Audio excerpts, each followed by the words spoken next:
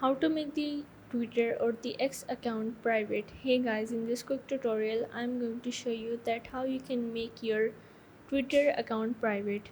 So the steps are really easy and simple. So now let's get started. So first of all, you have to open up your Twitter application. Now once you are in here, in the top left corner there is the option of your profile. You have to click on it, and from here you have to go on the settings and the privacy and click on the settings and the privacy of the support. Now once you are in here, you just have to scroll down, and as you can see that here is the option of the privacy and the safety. You have to click on it. Now here in the top there is the option of the audience and the tagging. Here you can manage the what information you allow other people on X to see from your account.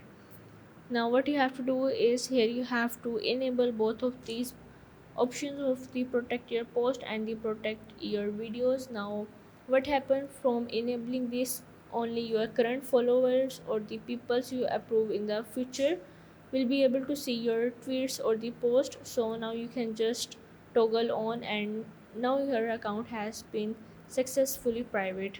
So you just have to go back and refresh your account, and that's how you can make your Twitter account private. So if this video helped you out, make sure to like and subscribe the channel, and see you in the next video.